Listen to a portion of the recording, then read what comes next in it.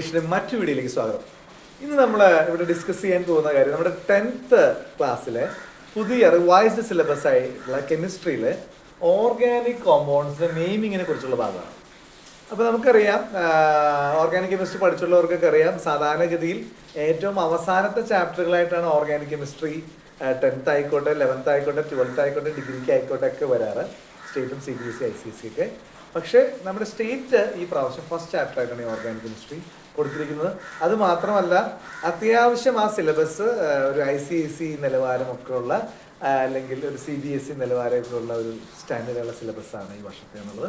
അതുകൊണ്ട് എല്ലാ കുട്ടികളും നന്നായിട്ട് മനസ്സിലാക്കി പഠിക്കണം. അവരുടെ പാരൻസും ഈ കാര്യം പ്രത്യേകം ശ്രദ്ധിക്കണം എന്ന് ഓർമ്മിച്ചുകൊണ്ട് വീഡിയോയിലേക്ക് പോകാണ്. അപ്പോൾ ആദ്യമായിട്ടാണ് നിങ്ങൾ നമ്മുടെ ചാനൽ കാണുമെങ്കിൽ തീർച്ചയായിട്ടും സബ്സ്ക്രൈബ് ചെയ്യുക. നിങ്ങൾക്ക് എന്തായാലും നമ്മുടെ ചാനൽ പഠിക്കുവാൻ താല്പര്യമുള്ള എല്ലാവർക്കും ഉപകാരപ്പെടും. അപ്പോൾ നിങ്ങൾ സബ്സ്ക്രൈബ് ചെയ്യണം, ഷെയർ ചെയ്യണം, അതുപോലെ തന്നെ കമൻറ്റ് ചെയ്യണം. അപ്പോൾ നമുക്ക് വീഡിയോയിലേക്ക് പോകാം. അപ്പോൾ എങ്ങനെയാണ് നമ്മൾ ഒരു ഓർഗാനിക് കോമ്പൗണ്ട്സിനെ നെയിം ചെയ്യുക എന്നുള്ളതാണ്. ഓർഗാനിക് കെമിസ്ട്രീനെ കുറിച്ചും അതുപോലെ തന്നെ ബേസിക് ആയിട്ടുള്ള കാര്യങ്ങളെ കുറിച്ചൊക്കെ നമ്മൾ വളരെ ഷോർട്ടായിട്ടുള്ള 2-3 മിനിറ്റിലുള്ള വളരെയധികം വീഡിയോകൾ നമ്മൾ ചെയ്തിട്ടുണ്ട്. അപ്പോൾ ഇതെല്ലാവർക്കും വളരെ ഹെൽപ്ഫുള്ളായി എന്ന് എനിക്ക് മെസ്സേജ് പേഴ്സണലായിട്ടൊക്കെ അയച്ചിട്ടുണ്ടായിരുന്നു. ഇന്നും അതുപോലെ തന്നെ ഒരു 4-5 മിനിറ്റ് ദൈർഘ്യമുള്ള, എന്നാൽ നമുക്ക് ഒരു കെമിസ്ട്രി പഠിക്കുന്ന ഒരു കുട്ടിക്ക് കൃത്യമായിട്ട് മനസ്സിലാക്കേണ്ടതായിട്ടുള്ള കാര്യങ്ങളാണ് നമ്മൾ ഡിസ്കസ് ചെയ്യുന്നത്.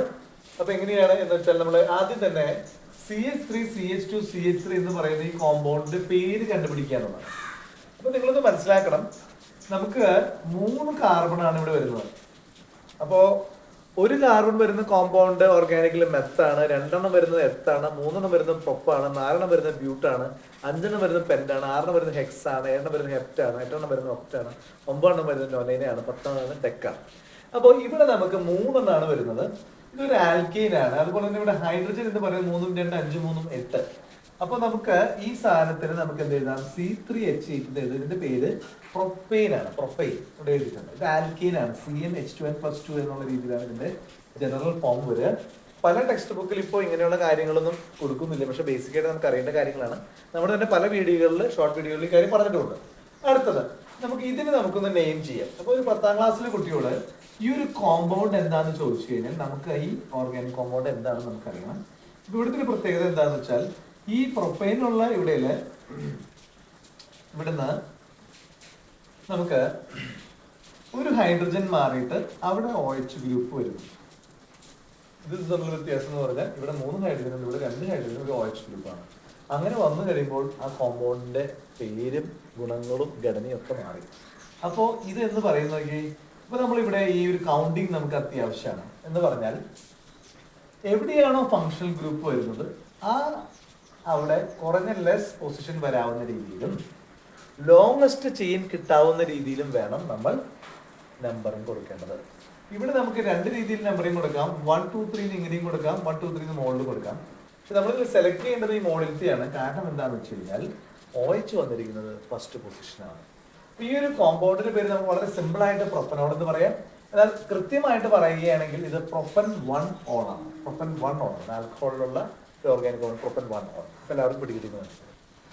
ഇനി അടുത്ത ഒരു കാര്യം ഞാൻ പറയുന്നത്, ഒരു കോമ്പൗണ്ട് വന്നിട്ട് ഇത് നെയിം ചെയ്യാം.